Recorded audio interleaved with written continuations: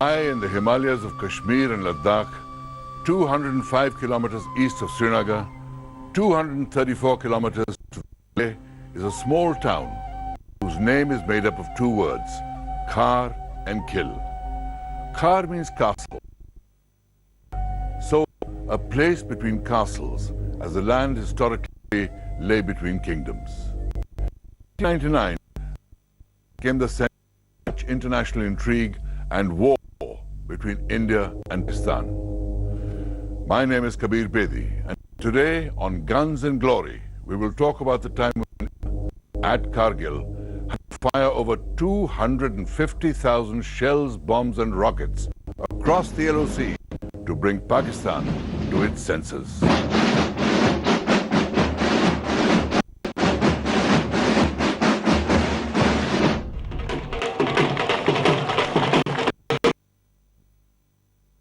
February 1999. Pakistan waited to receive. This was the inaugural trip of the Delhi-Lahore bus service to Pakistan by an Indian Prime Minister in 10 years. When Prime Minister Atal Bihari Vajpayee alighted from the suspicion and misunderstanding was finally on the verge of a thaw. As Prime Minister Nawaz Sharif stepped forward, first there was a handshake, and then the Prime Minister of India initiated a hug, which seemed to be grudgingly reciprocated by the Prime Minister of Pakistan.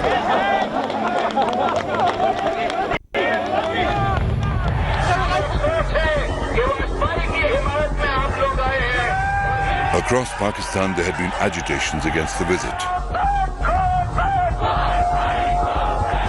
In Karachi, a cardboard replica of the bus had been burnt. In Lahore, a policeman had died. And one of the most, if not the most powerful man in Pakistan was conspicuous by his absence. Pakistan's Chief of Army Staff, General Pervez Musharraf, had boycotted the event at Wagah. Prime Minister Vajpayee told the people of Pakistan that his message to them was short and simple. Put aside the bitterness of the past and let us together make a new beginning.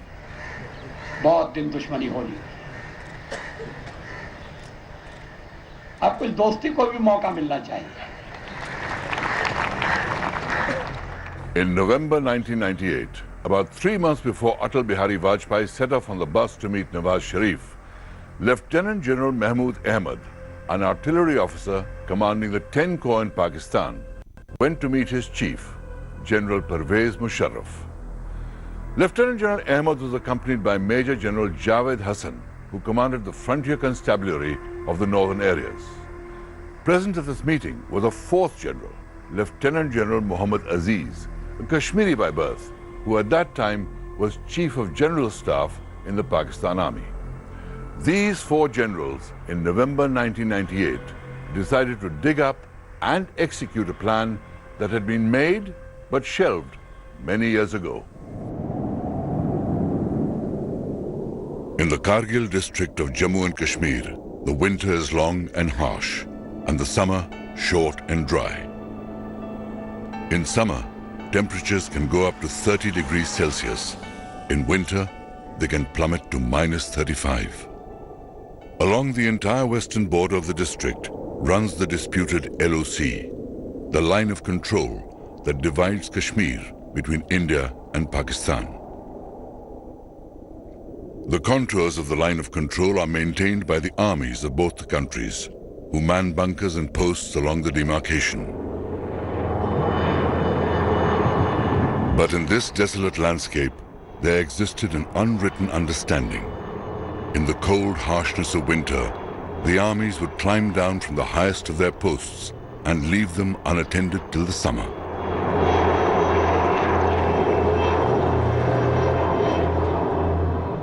This understanding ended in 1999, when 4 Pakistani generals put into motion a simple but devious plan to destabilize the status quo. From Rawalpindi Army Headquarters, a secret order went out. Occupy the bunkers and posts in the Dras Kargil sector that the Indian Army had vacated in the winter of 1998-99.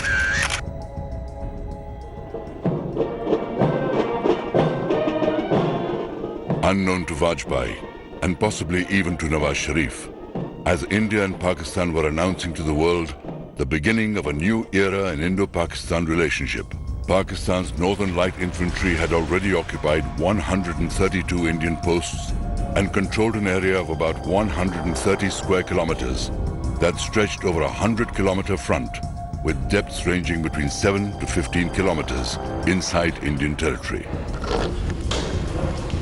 And yet, during this period, on March 21st, 1999, Prime Ministers Vajpayee and Sharif signed the Lahore Declaration. In the last days of April 1999, Tashi Namgyal, Morup Sering and Ali Raza Stanba from the tiny village of Garkhun took their flock of sheep up to the Banju Heights near Kargil. Morup carried with him his prized possession, a pair of powerful binoculars. On the morning of May 3rd, Tashi Namgyal borrowed the binoculars to look for game to hunt. But what he saw were men in Pathan suits digging bunkers. वहाँ हमें कोई 6 आदमी नजर आई है, कोई काला रंग का ड्रेस लगा हुआ था, तो मैंने थोड़ा सा देखा उसमें, तो पत्थर डोल रहा था, बर्फ हट रहा था. Over the next few days, the army sent out a few patrols, and while they did encounter some hostile elements and some skirmishes took place, the extent of the excursion was not known until Captain Saurabh Kalia's entire patrol went missing. IC 58522F, Lieutenant Kalia was commissioned into the Indian Army in December 1998. The 22-year-old officer joined the 4th Jat Regiment and was posted to Kargil in January 1999. On May 15th, Lieutenant Kalia and 5 soldiers were on a patrol in the Bajrang post in the Kaksar sector of Jammu and Kashmir. For 22 days, there was no news of Lieutenant Saurabh Kalia and his patrol. Well after war had already broken out in Kargil, their mutilated bodies were handed over to India.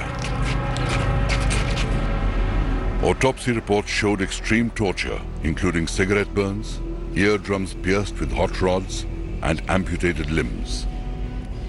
14 years later, a former soldier of Pakistan's Northern Light Infantry appeared on a video clip claiming to have been one of the Pakistani soldiers responsible for the death of Lieutenant Kalia. उनके 6 बंदों ने lieutenant Kaliya के साथ recce के लिए हमारी तरफ advance किया, मगर जब वो करीब आए हम उन्हें कैदी बनाना चाहते थे, लेकिन वो थोड़ा हमारे रेंज से दूर वो हमसे भागने की कोशिश कर रहे थे, हमने उनके ऊपर फायर गिरा दिया. Lieutenant Kalia and his patrol were captured and killed because they had seen the intruders. The Northern Light Infantry were taking no chances.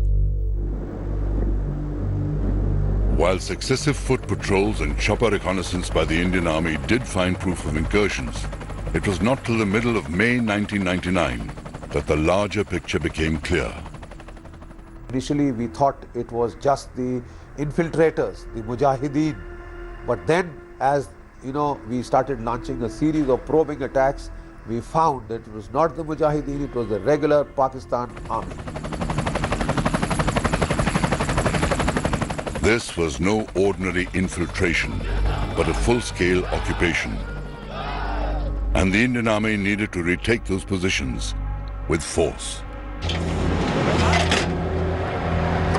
About 1 year before all this happened, the BJP-led NDA coalition had come to power in Delhi.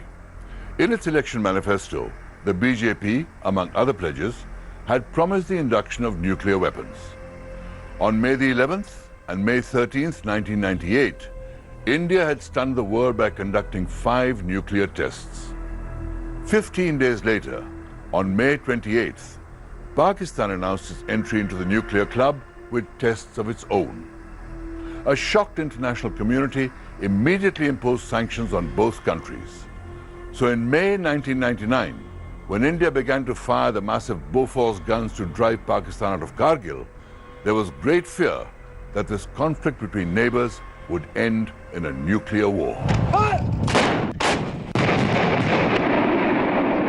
The ferocity of the Indian artillery response was unprecedented.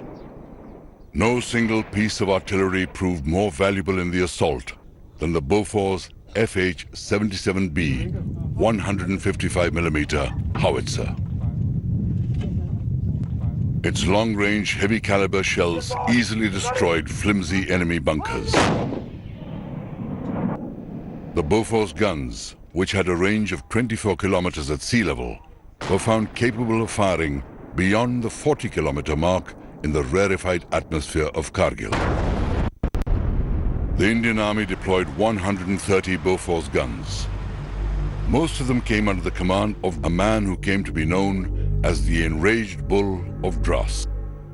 Bofors has each shell weighing 43 kilos. So every shell which you fired on them did make a dent in the enemy defenses and did cause a lot of casualties. I think one of the major reasons the enemy drew back from these places was because of the Bofors firing. As commander of the 8th Mountain Division's artillery brigade at Dras, Brigadier Singh lined up all the guns in his batteries and concentrated on one objective at a time.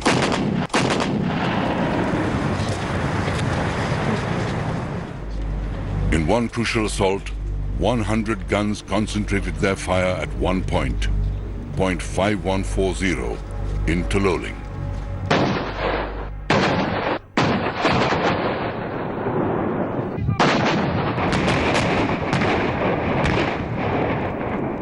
We made sure that every time we attack an objective, we had adequate guns to pound that objective, so we don't suffer casualties.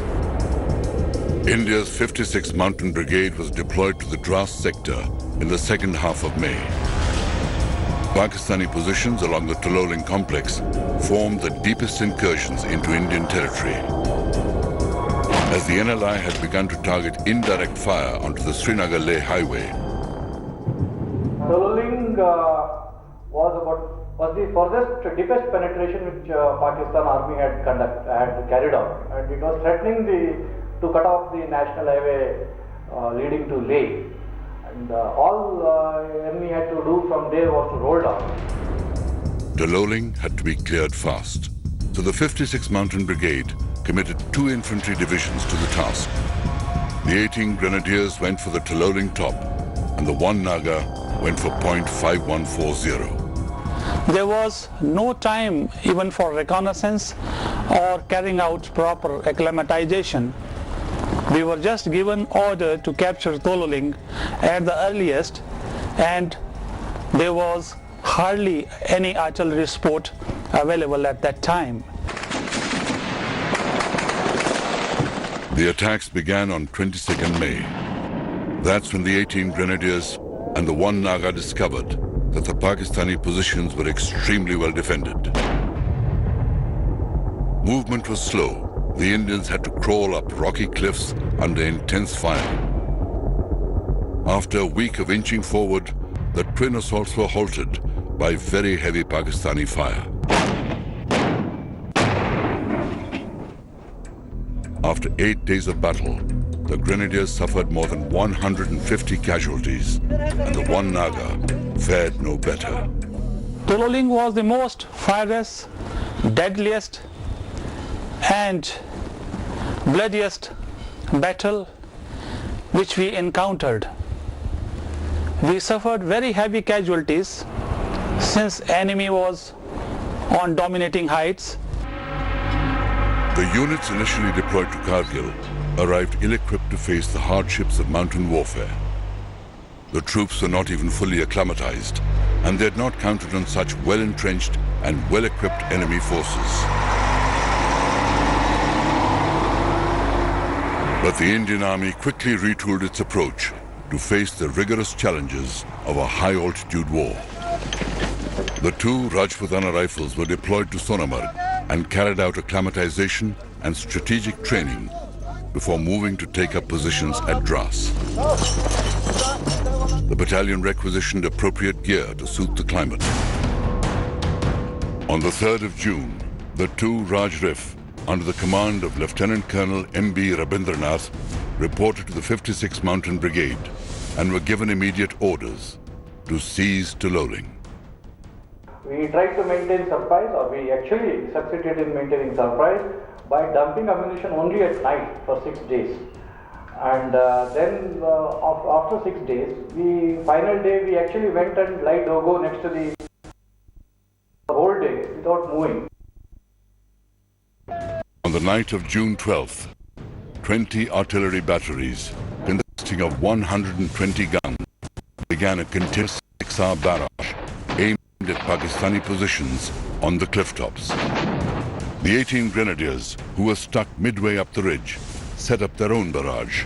Under the cover of this tremendous cannonade, the two Raj Rif moved towards Tololing Peak along both the chosen axes.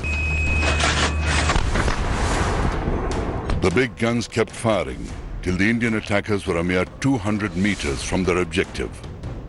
When they suddenly fell silent, the Raj Rif soldiers, supported by fires from the 18 grenadiers, decimated the Northern Light Infantry and took possession of Tololing Top.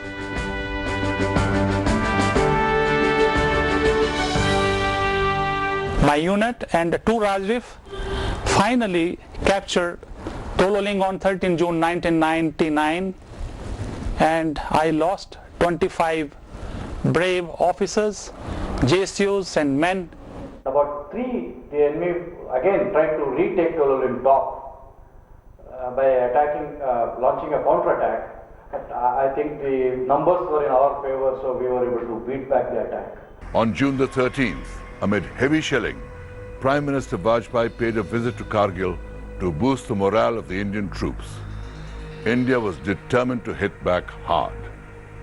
But let's leave the war on the ground for a moment and take to the skies, because the use of the Indian Air Force in the conflict set Kargil apart, it being considered a war and not just a border skirmish.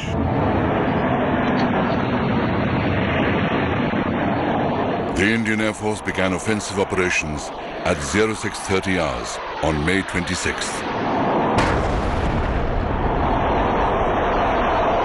6 successive attacks were launched using MiG-21s and MiG-27s.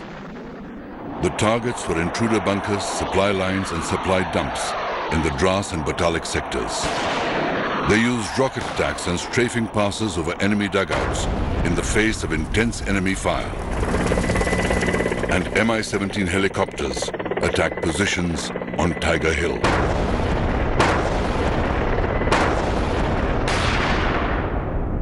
Because we were not allowed to cross the LC, we had to be dependent on what the army tells us is the position of some targets. And these targets were not easily seen, not even from the ground, leave alone from the air. But our strategy was to hit those targets as best as we could. India took a major decision in launching the IAF into action in Kargil. The fear was it would escalate the scale of war and hostilities might not be limited to the Kargil sector. It was a calculated risk that India had to take, but a necessary one. Had Pakistan decided to use their Air Force in anger on our side, we would have lost a tremendous amount of, we would have had a tremendous amount of casualties, because our people were out in the open without any defenses at all. But on the second day of the air attacks, disaster struck. A Hyena formation of MiG-27s took off, tasked with destroying enemy positions in the Batalik subsector. Each MiG-27 carried 40 deadly 80mm rockets and was armed with 30mm cannons. Flight Lieutenant K. Nachiketa was flying number 2 to squadron leader A. Mandokhot. Zeroing in on the target, Flight Lieutenant Nachiketa fired all his 40 rockets in one salvo. He came back for a second attack with his 30mm guns. Nachiketa, unfortunately, he fired his weapon, and there is a disadvantage on that type of aircraft, the MiG-27, that when this sort of armament, this sort of rocket is fired, there is a chance, I repeat, there is a chance that some engine malfunction could occur. There were so many others, and this was his second attack in that particular area. Only in this second attack there was a problem and his engine malfunction, and he was too low at that time, and he punched out. He punched out and he was taken prisoner of war. When Flight Lieutenant Nachiketa ejected, Squadron Leader Ajay Ahuja, also airborne on a mission at the same time, stayed over the area in an attempt to spot his landing site to direct rescue helicopters to pick him up. So he trying to look for it, he started to turn around, and his aircraft was heavily loaded. And in the result, and it was underpowered as well. That type of aircraft is generally underpowered. So he lost height. He lost height. He came within the range of the surface-to-air missiles and got shot. Squadron Leader Ahuja was flying on the Indian side of the LOC when he was hit. He was posthumously awarded the Veer Chakra. Then again, on May 28th, a Mi-17 helicopter on an attack mission at Taloling was destroyed by a Pakistani shoulder-fired missile. The entire crew of 4, Squadron Leader R. Pundhir, Flight Lieutenant S. Muhilan, Sergeant R. K. Sahu, and Sergeant P.V. N.R. Prasad were killed. The missile didn't come from the target that he was attacking. The missile came from the side, which only gave the indication that the number of missiles they had was quite a lot.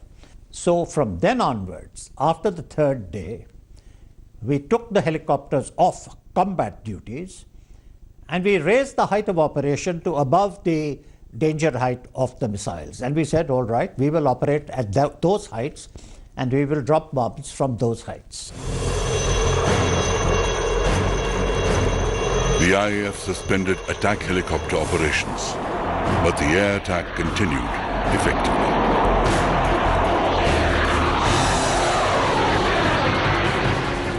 In Kargil, it was a real challenge for fighter pilots not to stray over the LOC as ordered. But air warfare at such heights had other major challenges too. In those mountains, supersonic jets could see their targets last minute. Also, aircraft and ammunition did not behave as per norms, so the IAF had to adapt. In 50 days, what the IAF learnt and put into practice in Kargil is now taught to fighter pilots across the world. For now, let's leave the IAF pounding Pakistani positions as I, Kabir Bedi, say goodbye. And in the next episodes of Guns and Glory, we'll join the ground troops as they scale the treacherous slopes to regain the heights of Kargil.